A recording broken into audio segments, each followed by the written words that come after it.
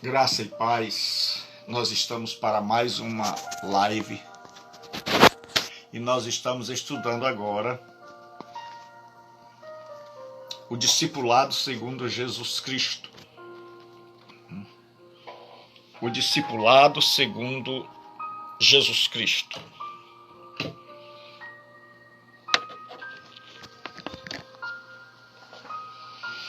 Então, nesse nosso estudo, há algum tempo nós estamos meditando sobre o discipulado. E nós vimos que a palavra discípulo vem da palavra grega matetes, e ela significa não apenas um aluno que quer adquirir conhecimento, mas alguém que se importa com o seu mestre. Alguém que se importa com o seu Senhor, alguém que quer ser como o seu mestre. Não é apenas alguém que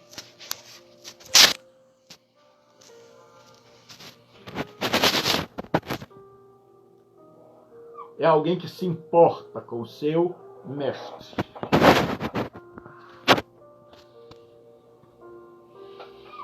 Então, discípulo é alguém que não apenas quer aprender com o outro, mas que quer ser igual a ele em tudo.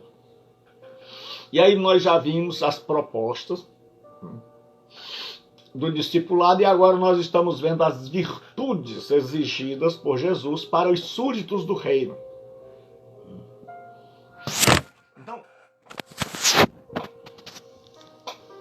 Jesus vai nos falar das virtudes exigidas para o reino de Deus. Em Mateus, nós já vimos a parte de Mateus, as bem-aventuranças. Nós estamos estudando estas. Deus abençoe.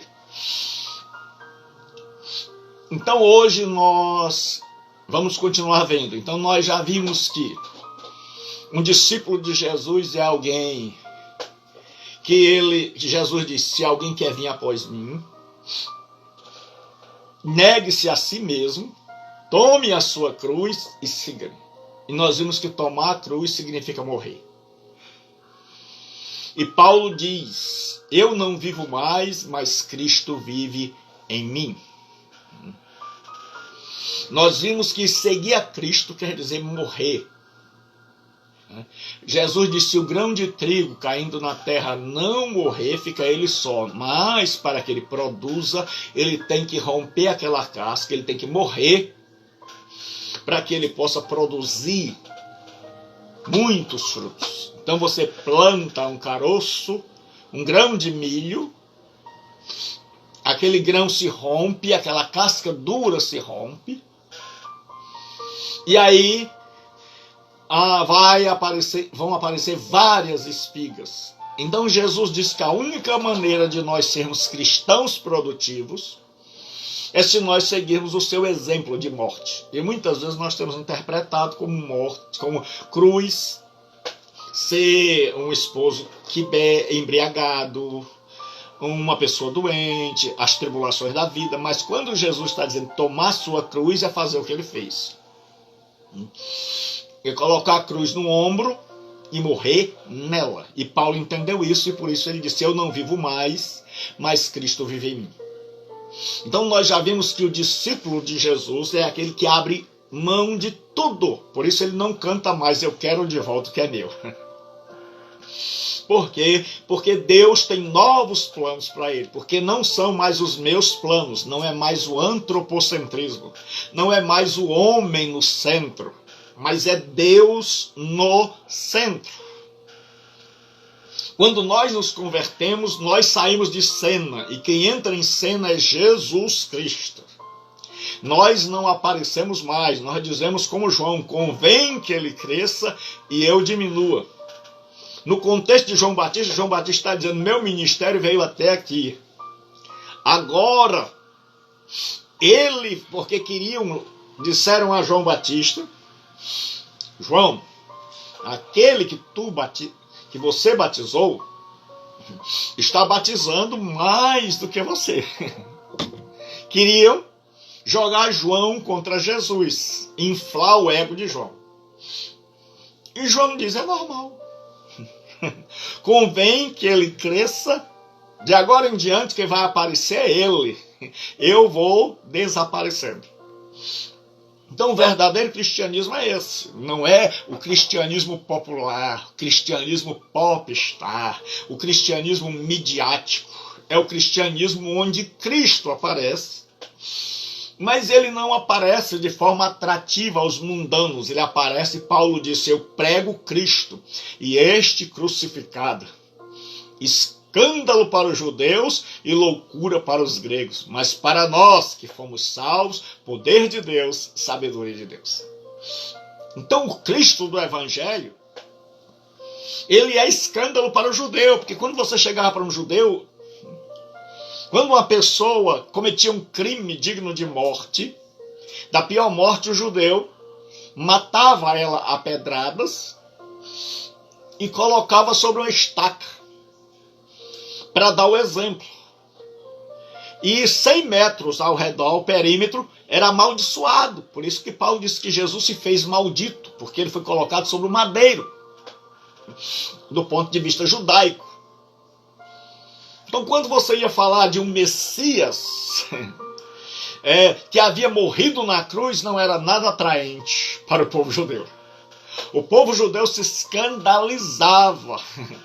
Eles debochavam, eles diziam, como é que pode alguém que foi amaldiçoado me salvar? Então, para eles, aquilo escandalizava, não dava para entrar na mente deles que uma pessoa que, segundo a religião deles, foi morta, e morta por blasfemar contra Deus, Pai, seu Salvador. Então causava um escândalo. Para os gregos, por outro lado, era loucura. Porque na cultura grega, acreditava-se, certo, que o corpo é mau, o espírito é bom. Havia o dualismo filosófico, matéria é má, espírito é bom. Até hoje tem essa história no meio do povo. Você disser assim, vamos orar, o povo não vai, mas gosta. Isso é espiritual. Você disser assim, vamos para um restaurante, ih, já entrou na carne. Porque tem uma dicotomia. Porque a gente não... O nosso grande problema é esse. Como a gente dicotomizou, ou seja, dividiu em dois... Aí o que é espiritual é feito só dentro do culto e do templo. Aí quando a gente sai do culto, templo, aí já tudo vira secular. E quando a gente descobrir que tudo está integrado, que tudo está interrelacionado, que se você ler Levítico 19, vai falar de adoração, vai falar de casamento, de sexo, de santidade... vai falar de trabalho, de tudo, porque na Bíblia não existe essa dicotomização da pessoa ser espiritual quando está no templo e quando está no trabalho normal, ela trabalhando de mecânico, de pedreiro, de advogado, de médico, aí ela está no serviço secular. Não existe isso. Não existe essa história. Quem fez isso foi a Igreja Católica, que dicotomizou. Disse, ó, você está aqui na missa... Então você está no espiritual. Daqui a pouco você vai entrar no material. E nós pegamos isso. Mas com Jesus a vida é toda entrelaçada. Ou seja, você prega o evangelho quando você exerce bem a sua profissão. Se você é uma cozinheira, você cozinha com capricho. Paulo diz, quer comais, quer bebais ou façais qualquer outra coisa, fazei tudo para a glória de Deus. Então não é só pregar na igreja. Tem um monte de gente que está perdendo a oportunidade de pregar, porque quer pregar somente com o microfone da igreja. Então faça igual o Silvio Santos. Compre o microfone, pendure aqui, e para onde você for, você vai dizendo, quem quer dinheiro? Aí você diz, quem quer Jesus?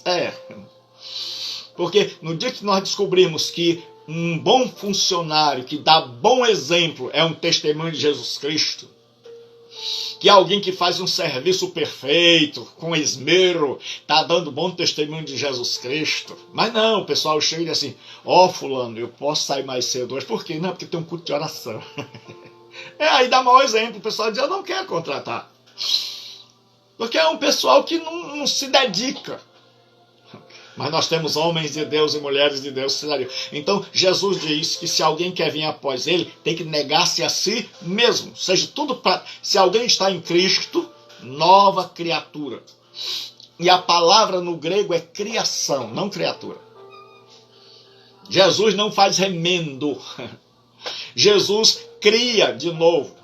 Então, se é nova criatura, a maldição que tinha na velha, a macumba, a feitiçaria, os pecados, tudo foram destruídos. Deus botou tudo por terra, arrancou o alicerce, não aproveitou uma pedra e fez uma nova criatura, regenerada totalmente pelo poder do Espírito. Nós nascemos de novo, começamos uma nova vida. E tem um monte de gente ainda atrás da vida velha.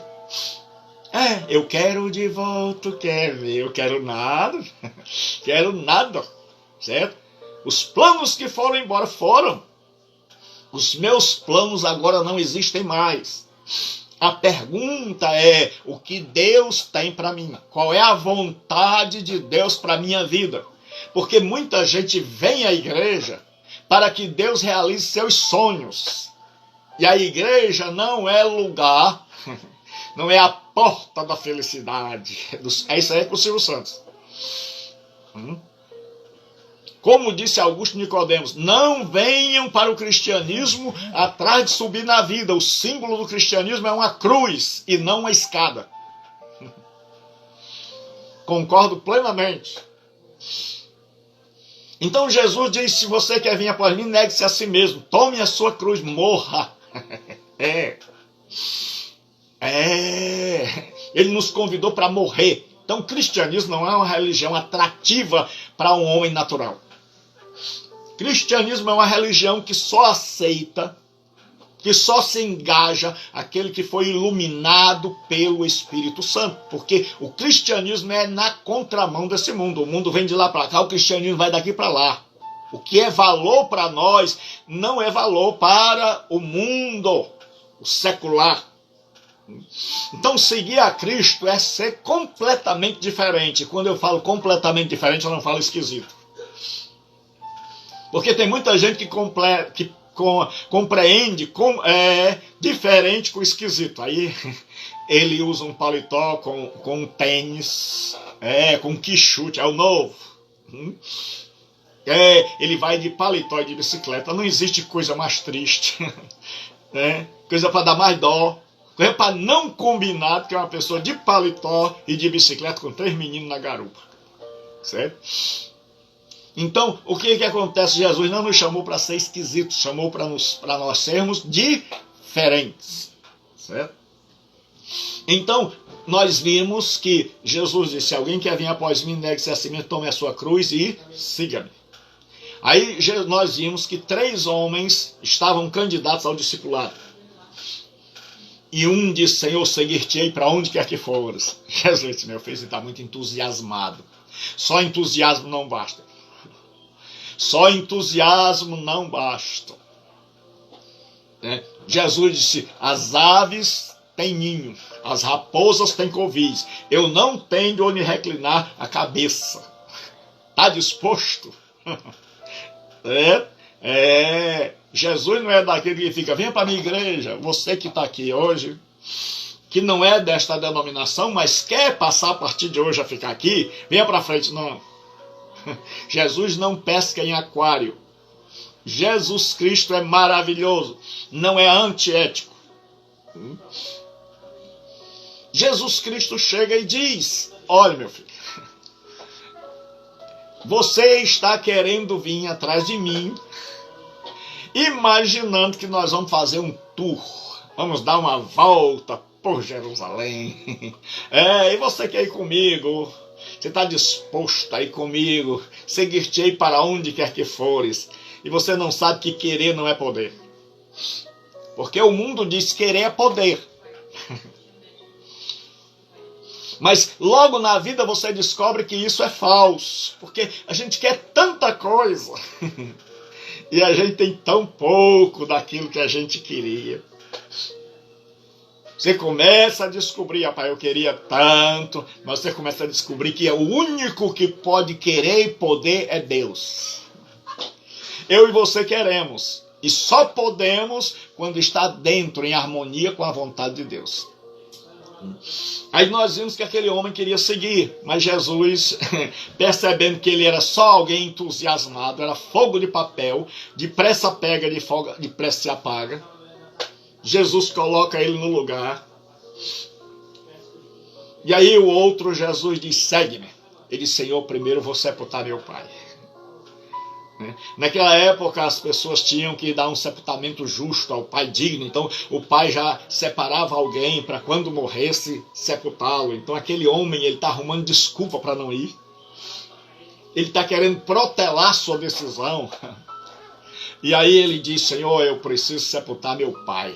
Talvez o pai ainda nem tivesse morrido, talvez nem doente tivesse, então ia levar muito tempo. Aí Jesus disse, deixa os mortos sepultarem seus mortos. Jesus diz, tem coisa que qualquer morto pode fazer. Enterrar, meu irmão, qualquer pessoa enterra. Certo? Qualquer pessoa pode ser coveiro. Tem um monte de cristão que é coveiro, quer enterrar a vida do outro. Vive para enterrar a fama do outro, a reputação do outro, a vida do outro. E fazendo isso, ele é coveiro. Então, o que acontece? Jesus diz, vai você e anuncia o reino de Deus. Para um discípulo, a prioridade é o reino de Deus. Para um discípulo, a prioridade não é a denominação. Você tem se frustrado, meu. Você tem se frustrado, minha irmã, porque você tem feito uma confusão enorme. Jesus nos chamou para sermos súditos do reino. E Jesus disse que esse reino não vem com aparência material, nem dirão ei-lo aqui ou ei-lo ali, mas ele está dentro de nós. O reino de Deus começa aqui dentro. Jesus é entronizado no coração no momento em que nós nascemos de novo. E aí agora os meus planos não existem mais, o que existem são os planos dele.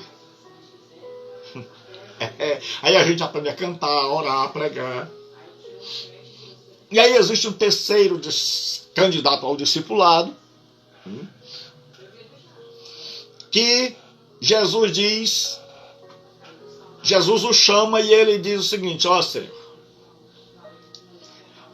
eu tenho que primeiro despedir-me da minha família. Ele não queria ir, ele estava entre dois pensamentos. Ele olhava para Jesus e olhava para o trabalho, para a esposa, para a família, para casa. Era igual a mulher de Ló, que saiu de Sodoma, mas Sodoma não saiu dela. Era igual o povo de Israel, saiu do Egito, mas o Egito não saiu deles. Tem um monte de gente que saiu do mundo, entre aspas, mas o mundo não saiu dele. Ele ainda está na igreja com os mesmos pensamentos do mundo. Ele mede as pessoas do jeito que o mundo mede. Um dia eu estava numa convenção de pastores, eu sentei do lado de um pastor, o pastor disse, pastor, eu sou de canto tal, estado tal. Eu disse, meu amém. Eu disse, irmão, como é que está o pastor fulano de tal, que é meu amigo, e está pastoreando lá? Ele disse, está bem, pastor. Eu disse, bem mesmo, isso é? Tem uma caminhonete de luxo, uma fazenda, uma igreja, um templo enorme. E eu disse, não, pastor, eu queria saber como é que ele está como homem de Deus. Ele disse, isso aí eu não sei não. Porque a nossa régua é assim, se tem caminhonete importada, se tem templo grande e se vive numa casa ou numa fazenda, então é sinal que está bem equivocado. É só você não perder o estudo das cartas do Apocalipse. Amanhã vamos findar a última carta de Laodiceia, que você vai ver que o maior equívoco que uma igreja pode praticar é confundir bens materiais com a aprovação divina.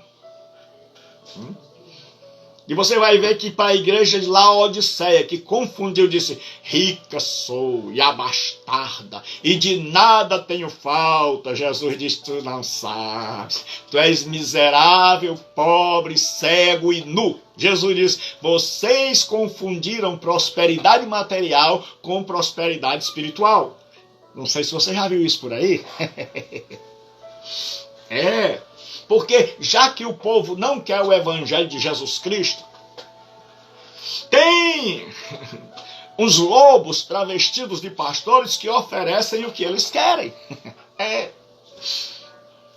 Eles querem dinheiro, oferecem dinheiro, prosperidade. Eles querem uma vida sentimental de novela, de Jeanette Claire. Então eles oferecem corrente do amor. Mas no cristianismo do meu Senhor Jesus, não é o que o cidadão quer, é o que o rei quer. Ele é rei, e quem quer ser súdito do reino não traz as coisas para Jesus realizar. Não chega e diz assim: Senhor, eu vim aqui para ser médico, eu quero que o Senhor me ajude a ser médico. De preferência estudando pouco e aprendendo muito. Jesus diz: não é assim não. Você veio para ser médico e eu quero que você se forme em medicina, eu vou mandar você lá para a Arábia Saudita, para o Estado Islâmico. Aí a pessoa diz: como? Não, eu pensei que eu ia para a Europa. Não, você vai cuidar de gente que está com a perna amputada. Que uma mina estourou, explodiu, e ele está lá com a perna amputada gritando, e ele é muçulmano. E ele não vai gritar por Jesus, não. E você vai ter que costurar a perna dele. Porque no reino de Deus, Jesus é rei e nós somos súditos. O evangelho, meu irmão, o evangelho de Jesus Cristo, alguém só se converte se o Espírito Santo iluminar a mente.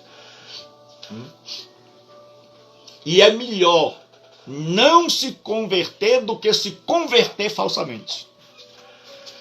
Vou repetir, é melhor não conhecer nada do que conhecer um evangelho caricaturado, falsificado, diluído.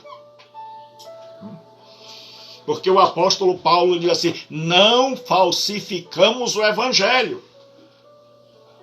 E naquela época, falsificador era aquele que comprava 1 litro de vinho e diluía, botava um monte d'água e transformava aquele litro de vinho em vários litros. Tem gente hoje que diluiu o evangelho a gosto do freguês. Então ele não está interessado mais em agradar a Deus, mas agradar o próximo. E tem muita gente que se equivoca. E é por isso que fica frustrado.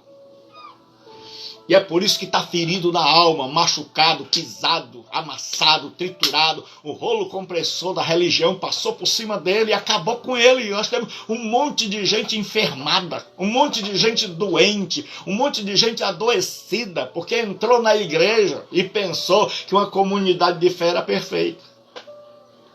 E esqueceu que a nossa relação primeira é com Jesus Cristo. E que o único que nunca vai me decepcionar, nem decepcionar a senhora e o senhor, é Jesus Cristo. É Jesus Cristo. O único. E aí Jesus chega e diz o seguinte: olha, se você quer me seguir, você vai ser igual o homem que senta para fazer as contas se ele tem dinheiro para construir uma casa, uma torre. Se ele não tem, ele não começa. Ou é semelhante a um rei que vai para uma guerra, sabe que o seu inimigo vem com 20 mil e ele só tem 10 mil soldados, e ele faz as contas para ver se dá para vencer, não dando, manda pedir logo condições de paz. Jesus está dizendo que o discipulado, você, antes de entrar, você tem que saber se tem condição de ir até o fim. Então, Jesus não fez, certo? E eu sempre digo, já disse hoje à tarde, vou repetir agora. O evangelho de Jesus é semelhante a um funil. Nós, quando vamos evangelizar, mostramos aquele lado largo do funil. venha para a igreja. Não é nem para Jesus, venha para a igreja. A gente imagina que se a pessoa for para a igreja e o ungidão lá orar, eita, todos os problemas se acabaram. Isso é caceta e planeta. Quantas vezes você vai para a igreja e os problemas aumentam? Até o nome você perde. Não é mais Gilberto, é irmão. E tem uns que são mais cruéis, eles chamam de irmãozinho, que é para diminuir mais ainda. A irmãzinha é para dizer bem pequenininho, nem nome você tem mais. Aí a pessoa diz, rapaz, quando eu não era crente, rapaz, o pessoal falava mal de mim, não estava nem aí. Mas agora que eu sou crente, meu Deus, quanta tribulação. Então, muita gente vai para a igreja enganada, porque mostraram a ele o lado aqui. Você vem, vai ter prosperidade, você vem, vai ter cura, você vai ter destaque, ninguém te ouvia. Você chega na igreja e começa a falar a língua estranha, está todo mundo olhando. Você começa a profetizar, todo mundo diz, fala a Deus. Aí a pessoa se empolga mesmo. Veio de um mundo onde ninguém deu bola para ela, onde ninguém escutava, ele começa logo a falar a língua estranha, que é para todo mundo olhar para ele. Aí ele diz, dá certo. Ai, menino, dá certo. Eu dei aqui umas três murros na mesa, falei língua estranha, todo mundo olhou pra mim, e tá todo mundo entusiasmado, me achando o cara, a mulher, é assim. Aí a pessoa diz assim, diz o Senhor, eis que eu te digo, meu céu. Aí todo mundo diz, fala comigo, Senhor. Que o povo hoje não ora mais, vai pra oração, e a oração é assim. Um começa, fala Deus. O outro diz assim, dá lugar, vaso. O outro diz, não temas. O outro diz, entrega tudo. Chico, capítulo 2, versículo 3. Porque uma pessoa que eu amo muito, certo? Disse, fulano de tal, não assiste novela, diz por quê?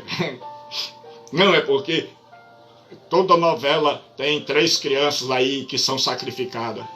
Eu disse, foi mesmo? Onde foi que você ouviu isso? Esse foi o tio Chico que contou. Eu disse, rapaz, eu conheço o tio Paulo. Eu conheço o tio Tiago, o tio Mateus, o tio João, mas o tio Chico não tem na minha Bíblia, não. É triste, mas é verdade. Nós temos gente que vive pelo tio Chico, pelo que o tio Chico falou. Nós temos que ser gente da Bíblia. Pelo que João falou, Paulo falou, Jesus ensinou. Eu quero lá saber do que bruxo ensinou. Eu quero saber do que o Espírito Santo ensinou. Então Jesus disse que faça as contas e veja se você tem condição, se quer mesmo. Porque aquele estava dividido, Jesus disse, olha, ninguém que lança a mão do arado e olha para trás é apto para o reino dos céus. Certo? Então, se você quer seguir a Cristo, tem que começar uma vida nova. Olhar só para frente, o passado morreu. E aí o pessoal chama para as igrejas as pobres das mulheres que foram um dia prostitutas e que abandonaram, aquelas pessoas que um dia viveram no homossexualismo, e o coitado passa a vida toda contando a história dele. Ele não tem começo, ele só tem passado, ele não tem porvir. Aí o coitado fica contando, eu me prostituía, eu bebia, eu dava boa noite Cinderela, aí o pessoal fica, Jesus maravilhoso, cheiroso. Se ele é espírito, como é que é cheiroso?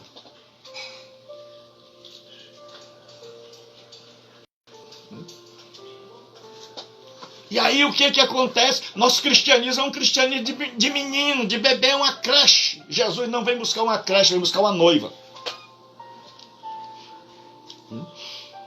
E aí o que acontece? Jesus agora diz, faça as contas. E aí ele vai pregar o sermão do monte, onde ele vai estabelecer as leis do reino.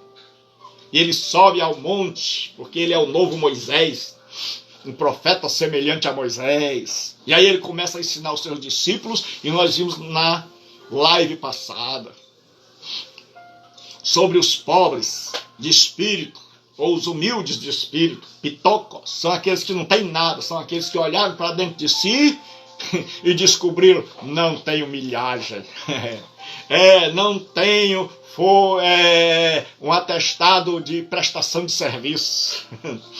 Não tenho nada. Não há nada em mim que Deus possa olhar e dizer maravilha. Não, Deus olha para as prateleiras da nossa alma e descobre que está faltando tudo. Então tudo que nós temos vem dele. Paulo diz, que tens tu que não tenhas recebido? E se o recebestes, por que te orgulhas? Pobre de espírito é aquele que descobriu, e nós já vimos isso, que tudo que tem é produto da graça. Que o chamado que tem é produto da graça. Que a voz que tem é produto da graça. Que o trabalho que tem é produto da graça. Que a família que tem é produto da graça. Que a salvação que tem emana da graça. E que tudo foi conferido a ele por graça e não por merecimento. E aí Jesus continua dizendo, bem-aventurados os que choram. Porque eles serão consolados. Aqui, como eu já disse, o cristianismo é completamente oposto ao mundo. Só que hoje adaptaram o evangelho ao mundo, ao pensamento secular.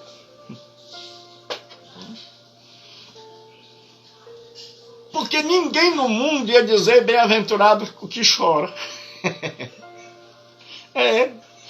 Porque isso aqui é como diz o John Stott, era mais ou menos assim, bem-aventurado, felizes os infelizes, porque a palavra makarios, que é um adjetivo, é feliz.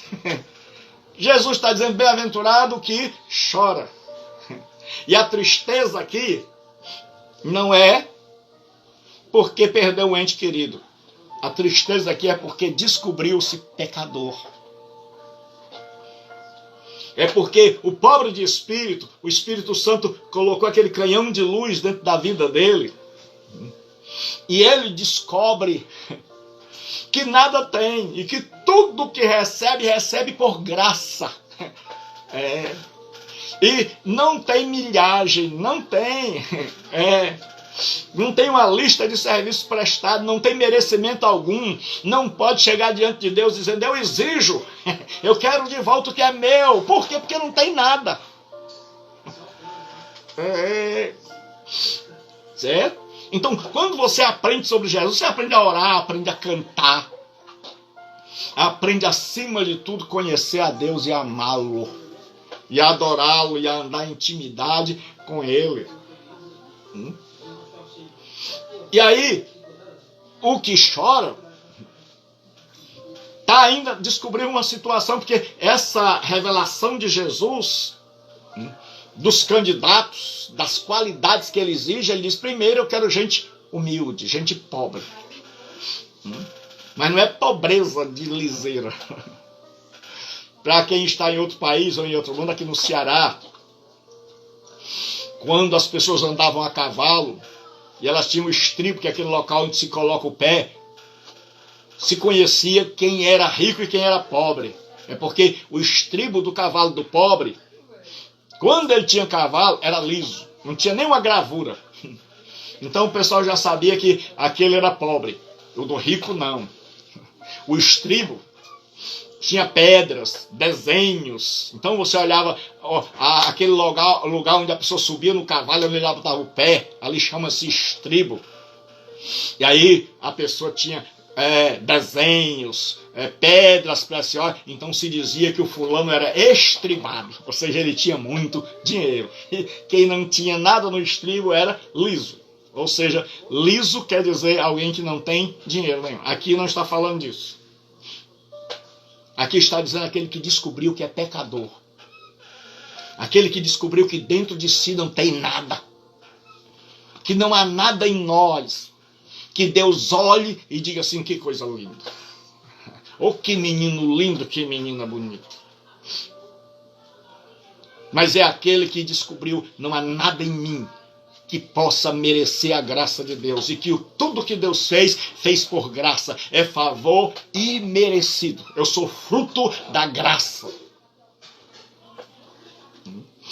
E o que chora, descobriu mais, ele vai aumentando. O que chora descobriu, dentro de mim não tem nada. Mas além de não ter nada, eu encontrei uma dívida. Porque, meu irmão, não ter nada é uma coisa. Mas estar devendo significa que a pessoa não tem nada e ainda por cima o que ela tem é uma dívida. Então os que choram são aqueles que descobriram que além de tudo tem uma dívida. Que além de tudo estão chorando. Por quê? Porque descobriram que são pecadores desgraçados e que jamais poderão pagar a sua dívida diante de Deus. Então Jesus diz, bem-aventurados esses que choram, esses que lamentam o seu pecado, estes que não conseguem ficar insensíveis ao pecado que domina o mundo. Estes que não conseguem ficar sem se comover com o mundo entregue à desgraça. Os que choram são aqueles que choram suas próprias misérias. Porque quando você olha para dentro de si e descobre que não tem nada, você já aprende a depender da graça. Mas quando você descobre que além de não ter nada, você tem uma dívida impagável, aí você apela para a misericórdia. Porque na graça, Deus dá o que nós não merecemos. Na misericórdia, Deus não dá o que nós merecemos. Então, quando a pessoa descobre que tem uma dívida enorme, ela apela para a misericórdia de Deus e ela diz, sem misericordioso comigo. É como Davi, quando ele pecou, ele sabia que não tinha mérito. E aí ele vai a Deus no Salmo 51 dizendo, tem misericórdia de mim, ó Deus. Porque quando você estuda sobre Deus, você começa a compreender a Deus e você sabe até como orar. Porque a Escritura nos ensina como orar, como ir a Deus. E o que acontece? Bem-aventurados que choram, de Jesus. Por quê? Porque eles serão consolados. Irmão, ninguém vai ser consolado, ninguém pode experimentar o consolo se não experimentou a dor.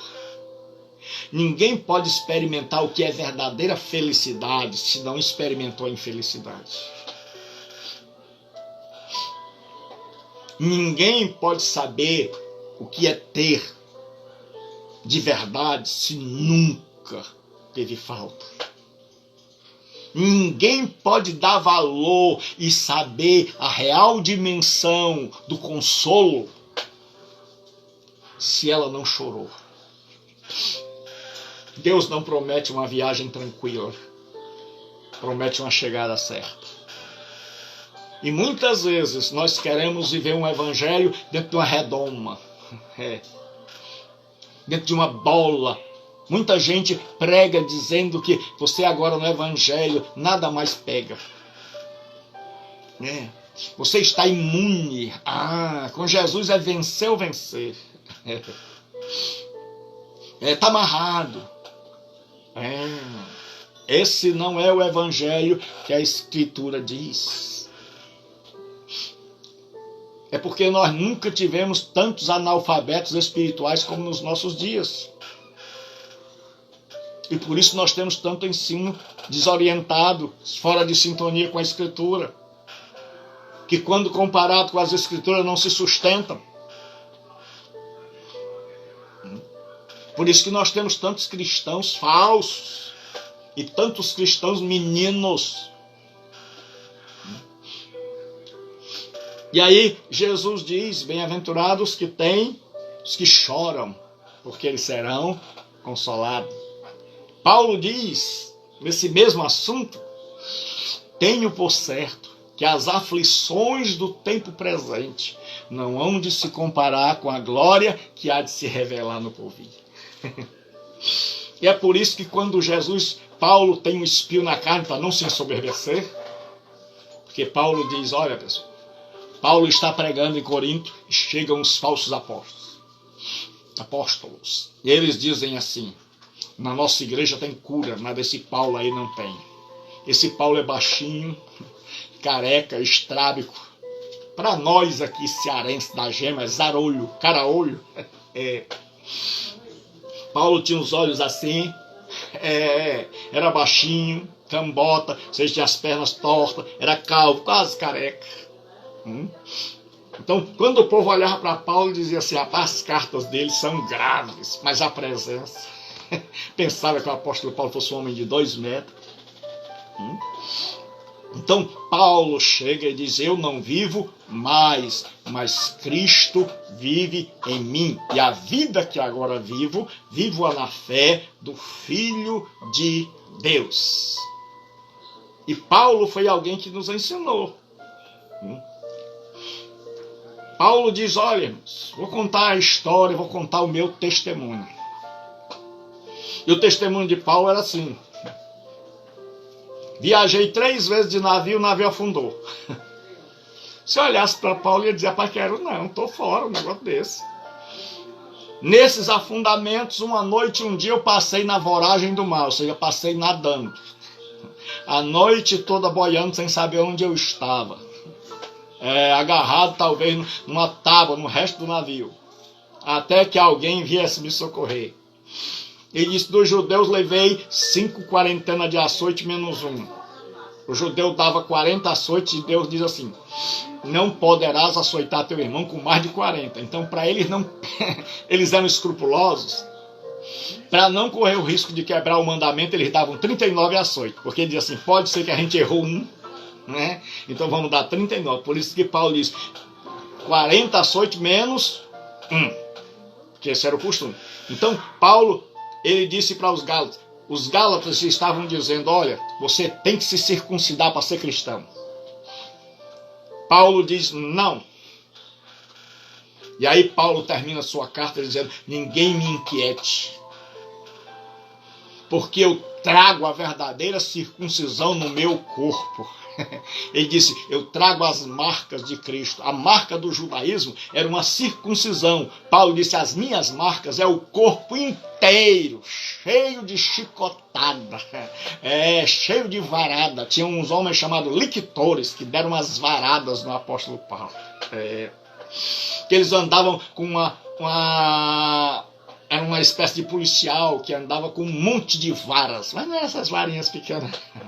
E Paulo chega e diz assim, olha, vou tirar aqui a camisa para mostrar a vocês o que é circuncisão. Então, o apóstolo Paulo está dizendo o seguinte, bem-aventurados que choram. Então ele diz assim, tenho por certo que as aflições do tempo presente não vão se comparar com a glória que em nós há de ser revelada. Então, muitos cristãos, quando chegarem no céu, vão dizer, Senhor, por que não me deste mais sofrimento? Porque quanto mais se sofre por Jesus aqui, maior é sua glória. Se você ler a carta aos Hebreus, capítulo 11, o escritor aos Hebreus vai dizer que muitos foram torturados, mortos, não aceitando o seu livramento, porque tinham em vista uma superior ressurreição. Ofereceram a eles livramento, mas eles não quiseram. A história vai contar de Policarpo, que tinha 86 anos, e denunciaram Policarpo para as autoridades romanas. Ele era discípulo do apóstolo João. Denunciaram Policarpo e botaram Policarpo no julgamento, e Roma não queria matar, queria que a pessoa negasse a Jesus. Que saibam uma coisa, o diabo e o mundo, eles não querem matar o cristão. Como é, pastor? Não, porque ele sabe que matar um cristão de verdade é mandar para a glória mais cedo. Ele quer perseguir, amedrontar e fazer a pessoa negar, porque aí vai para o inferno. E o diabo não quer ninguém fazendo a vontade dele. O diabo quer que a gente queira fazer a nossa. Porque ele sabe que a nossa já é desvio total. Certo? Por isso que Jesus disse, eu não vim para fazer a minha vontade, mas a vontade daquele que me enviou. Ora, se Jesus não veio para fazer a vontade dele, imagine eu e você. E aí Paulo diz, as coisas do porvir são infinitamente maiores do que as tristezas daqui. E é por isso que Deus permite, porque sofrimento e caldo de galinha não faz mal a ninguém. Porque se você vê, a gente aprende mais na hora da dor do que na hora da bonança. Porque é na hora da dor que o nosso coração amolece. Porque é na hora do choro a gente diz assim, papai. Porque a Bíblia diz que quando o povo de Israel chegou em Mara, nas águas amargas, ali eles murmuraram. E Deus deu a eles estatutos e mostrou a Moisés como adoçar a vida. Mas diz a Bíblia que eles andaram um pouco e chegaram no oásis. Elim tinha 70 palmeiras e 12 fontes de água. Sabe o que o povo? Fontes de águas. Sabe o que o povo fez? Armou ali a sua barraca. Armou a rede. Então, quando nós não estamos com problema na vida, o que a gente faz? A gente fica apático. Igual a igreja de Laodiceia. Temos tudo. Eu já consegui um carro. Ainda não é meu não. Eu estou pagando em 60 prestações. Mas a pessoa já tem. E ela diz assim, você, rapaz, tantas pessoas não me dizem, pastor, o senhor, eu que sou eu, sim, o pastor já está tendo um carro, mas, meu amigo, a minha espiritualidade não é medida pelo carro que eu dirijo. Não é medida pelo lugar que eu moro, é medida por Jesus Cristo. O mundo é que mede a gente, a régua do mundo é assim. Mas eu não estou, quero lhe dizer, não sou medido, não sou aferido pela régua do mundo. E não vou me enquadrar ela para poder ser bem sucedido aos olhos do mundo. Porque não estou nem aí para o mundo. O mundo nunca quis me agradar e eu não tenho intenção de agradá-lo. A minha filosofia é a mesma do apóstolo Paulo. Eu estou crucificado para o mundo está crucificado para mim, então nós dois não podemos nos abraçar. Estamos rompidos para sempre. É isso. E aí, bem-aventurados que choram. Não aceitaram seu livramento, porque tinham em vista uma superior ressurreição. Hoje nós estamos gritando diante da primeira dor. Nós estamos dizendo, para, Pai. E a gente canta com a cara mais lavada. Nós somos os caras de paus de Jesus. Vem dizer assim, quebra a minha vida. Eita, como isso é bonito. E faz-a de novo. Aí Jesus começa a quebrar. Ai, para, Senhor, socorro. Tem gente que acha até que está endemoniado, quer ir para aquelas outras igrejas para tirar o capeta. Não é o capeta, é você que pediu para Deus quebrar. E Deus começou a quebrar. Porque cristianismo é Deus derrubar a velha vida. Paulo diz, despojai-vos do velho homem e revesti-vos do novo. Cristianismo é acabar com o velho homem. Cristianismo não é todo tempo estar assim lembrando do velho homem, da velha mulher. Eu vim contar meu testemunho.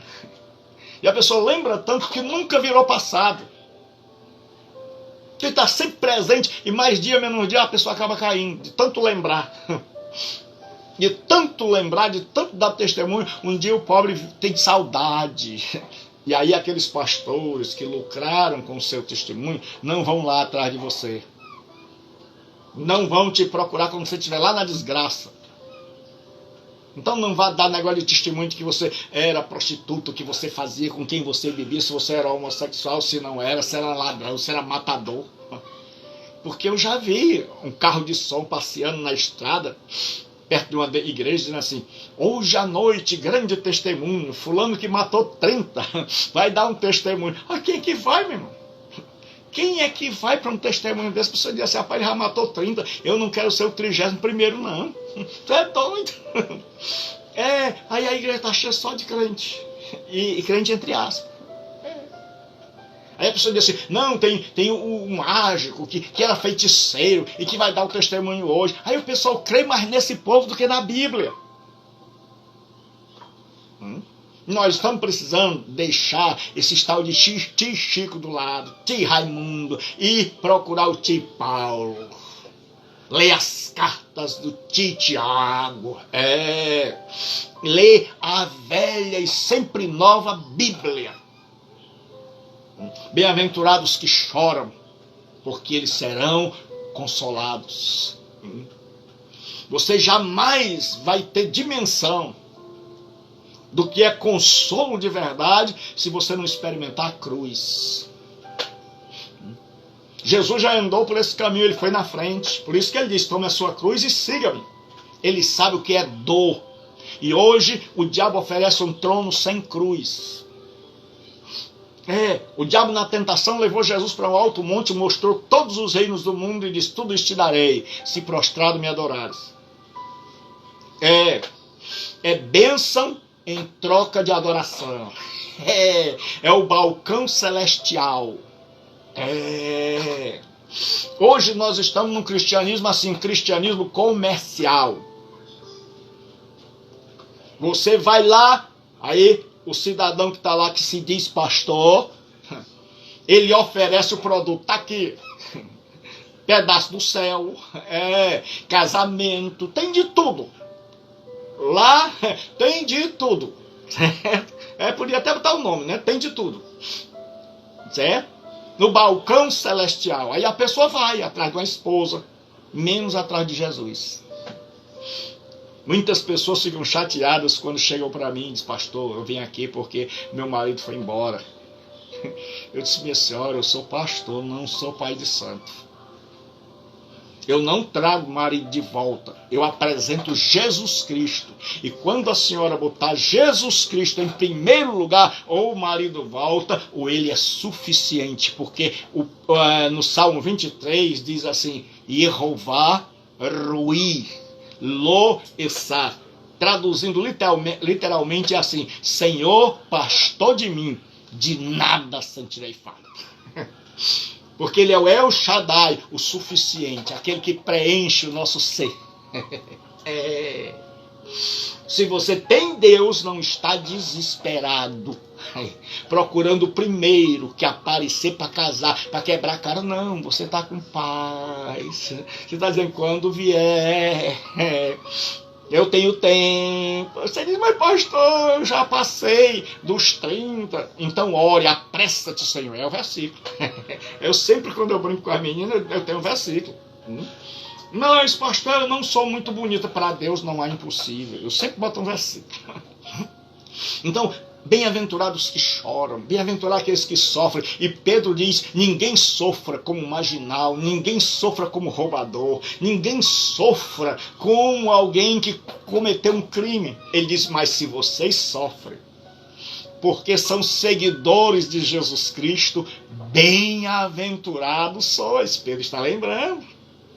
Porque sobre vós repousa o Espírito da glória de Deus.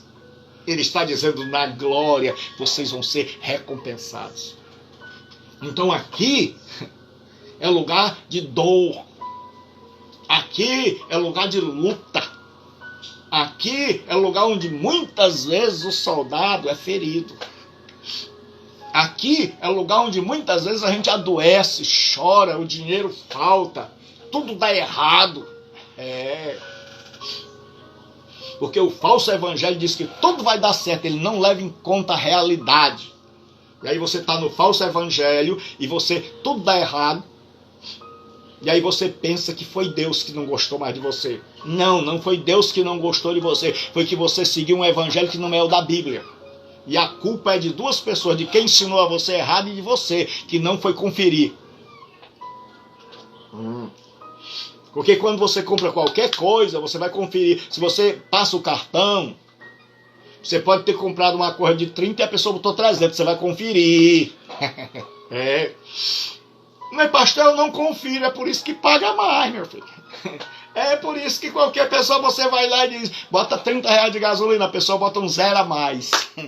Aí ao invés de 30 você paga 300. Aí depois você diz assim, eu não sei porque o meu salário não dá. Será que é o devorador? Não. Não é o devorador. Certo? Não bote culpa no pobre do gafanhoto. Gafanhoto. É gente que não confere. Então, o que acontece? Nós temos um monte de gente sofrida, decepcionada com o evangelho, desigrejada, mas não foi com o evangelho nem com a verdadeira igreja. Foi com uma caricatura do evangelho, porque Paulo disse que se alguém vier e pregar um outro evangelho, seja anátema. Paulo não brincava com a verdade do evangelho. Um dia Paulo briga com Pedro, publicamente. Pedro foi o primeiro a romper a barreira entre cristão e gentil. Quando ele entra na casa de Cornélio. Pedro agora sabia, porque Deus tinha revelado a ele que não havia mais essa separação. Que um cristão de origem judaica podia entrar numa casa de um gentil e comer e pregar.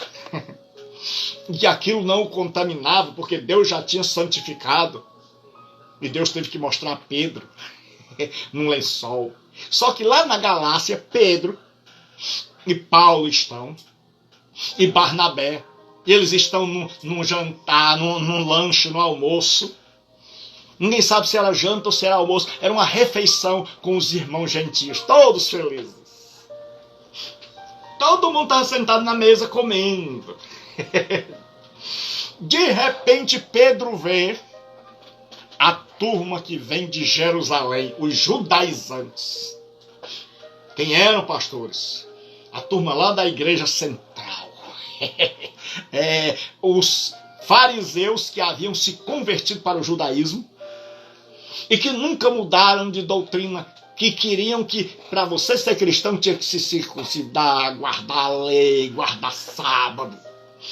Então, lá vem eles e Pedro está olhando assim. E Pedro, quando vê aquela turma vindo, Pedro sai de fininho. Para você que está em outro país que não entende o que é sair de fininho, é sair devagarinho, fazer de conta, não, eu não estava comendo não. E ele sai, e Barnabé olha para Paulo e diz, rapaz, tem razão. O povo aí, lá vem o povo, todo engravatado, todo assim... Aquela gente que fecha os olhos assim, não abre os olhos e chupa o dente. Que eles pensam que é sinal de espiritualidade. Aquilo é sinal de patologia psiquiátrica. E aí o que acontece? Pedro sai. Paulo olha e acaba macho. Que ele deve ter nascido no Ceará. Paulo diz, quando vi que não andava retamente, repreendi-o na presença de todos. E por que Paulo fez isso, se ele mesmo orienta para que repreenda pessoalmente fora?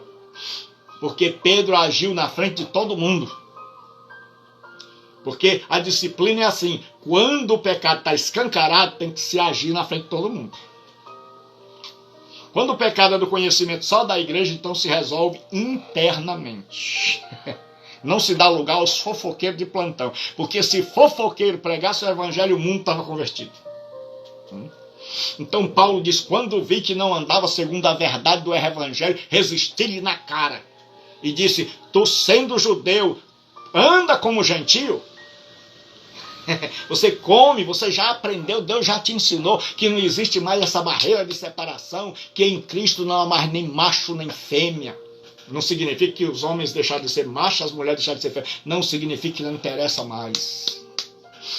Que não há escravo nem livre, continuava a gente escravo, continuava a gente livre, mas em Cristo todo mundo estava no mesmo nível. Não há circuncisão nem incircuncisão. Paulo diz isso.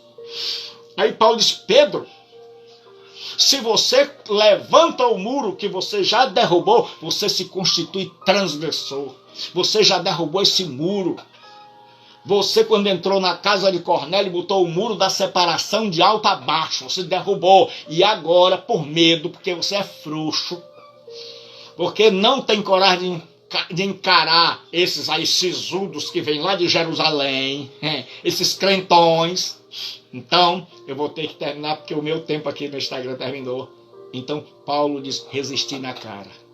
Então, nós precisamos de um evangelho que seja diferente. Nós precisamos ser humildes de espírito, mas nós precisamos também chorar pelo pecado, não somente pelo nosso, mas pelo do outro. Deus abençoe. Até sexta-feira e todo dia às 12 horas, reflexão.